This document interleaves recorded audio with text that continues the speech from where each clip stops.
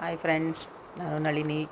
ಬನ್ನಿ, ಪುಂಡಿ ಸೊಪ್ಪಿನ ಪಲ್ಯ, ಗೋಂಗೂರನೋ ಅಂತ ಹೇಳ್ತಾರೆ ನೋಡಿ. ಇದಕ್ಕೆ 50 ಗ್ರಾಮ್ ಮೆಣಸಿನ್ಕಾಯಿ, ಒಂದು 5ರಿಂದ 6 ಸುಲಿದಿರೋ ಬೆಳ್ಳುಳ್ಳಿ, 1 ಸ್ಪೂನ್ ಸಾಸಿವೆ, 1 ಸ್ಪೂನ್ ಮೆಂತ್ಯ.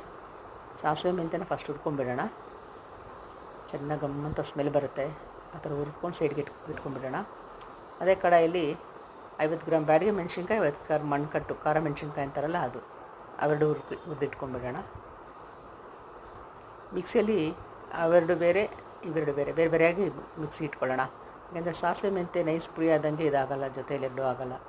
ಅದಕ್ಕೆ ಸಾಸಿವೆ ಮೆಂತ್ಯ ಒಂದು ಸಲ ಹಾಕ್ಕೊಂಡಿದ್ದೀನಿ, ಮೆಣಸಿನ್ಕಾಯಿ ಒಂದು ಸಲ ಹಾಕ್ಕೊಂಡಿದ್ದೀನಿ ಮಿಕ್ಸಿಗೆ. ಇದೇ ಕಡಾಯಿಗೆ ನಾನು ಒಂದು 4-5 ಸ್ಪೂನಷ್ಟು ಎಣ್ಣೆ ಹಾಕ್ಕೊಂಡಿದ್ದೀನಿ.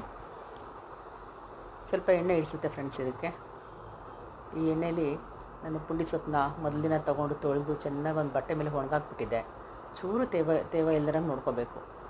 ಆ ಥರ ಮಾಡಿಕೊಂಡ್ರೆ ಒಂದು 2-3 ತಿಂಗಳಿರುತ್ತೆ ಫ್ರೆಂಡ್ಸ್, ಏನು ತೊಂದರೆ ಇಲ್ಲ. ಇದು ಚಪಾತಿಗೆ, ಬಿಸಿ ಅನ್ನಕ್ಕೆ, ಮೊಸರನ್ನ ಜೊತೆ ಇಲ್ಲ ಬಿಸಿ ಅನ್ನ ಜೊತೆ ತುಪ್ಪ ಹಾಕ್ಕೊಂಡು ತಿಂದರೆ ಅಂತೂ ತುಂಬ ರುಚಿಯಾಗಿರುತ್ತೆ ನೋಡಿ. ಆ ಎಣ್ಣೆಯಲ್ಲಿ ಸೊಪ್ಪನ್ನೆಲ್ಲ ಚೆನ್ನಾಗಿ ಹುರ್ಕೊಂಡ್ಬಿಡ್ತಾಯಿದ್ದೀನಿ. ಇದು 2 ಕಟ್ಟು ಸೊಪ್ಪು, ಸುಮಾರು 2 ಕಟ್ಟು ಸೊಪ್ಪು ಹುರಿದ್ರೆ ನೋಡಿ ಒಂದು ಇಡೀ ಅಷ್ಟಾಯಿತು. ಇಷ್ಟೇ ಆಗಿದ್ದು. ಇದಕ್ಕೂ ಹಸಿರಿಂದ ಈ ಥರ ಬ್ರೌನ್ ಬಂದುಬಿಡಕ್ಕೆ ಹುರ್ಕೊಂಡ್ರೆ ಇದೆಲ್ಲ ತೆಗೆದೊಂದು ಸೈಡ್ಗೆ ಇಟ್ಕೊಂಡ್ಬಿಡೋಣ. ಅದೇ ಎಣ್ಣೆಗೆ ನೋಡಿ, ಇದಕ್ಕೆ ಸ್ವಲ್ಪ ಸಾಸಿವೆ, ಇಂಗು ಹಾಕ್ತೀನಿ. ಇವೆರಡು ಪುಡಿ ಮಾಡಿ ಇಟ್ಕೊಂಡಿದ್ದೀನಿ, ಮೆಣಸಿನ್ಕಾಯಿ ಮೆಂತ್ಯ ಪುಡಿ, ಸಾಸಿವೆ, ಚೂರು ಇಂಗು, ಒಂದು 3 ಮೆಣಸಿನ್ಕಾಯಿ, 3-4 ಮೆಣಸಿನ್ಕಾಯಿ ಬ್ಯಾಡಿಗೆ ಮೆಣಸಿನ್ಕಾಯಿ ಒಗ್ಗರಣೆಗೆ ಹಾಕ್ಕೊಳ್ಳೋಣ. ಕಟ್ ಮಾಡಿಬಿಟ್ಟು 3-4 ಮೆಣಸಿನ್ಕಾಯಿ ಸುಮ್ಮನೆ ಒಗ್ಗರಣೆಗೆ ಹಾಕ್ಕೊಳ್ಳೋಣ. ಇದಕ್ಕೆ ಬೆಳ್ಳುಳ್ಳಿ ಸುಲಿದಿಟ್ಕೊಂಡಿದ್ವಲ್ಲ, 4-5 ಅಷ್ಟು ಬೆಳ್ಳುಳ್ಳಿ ಸುಲಿದಿರೋದು.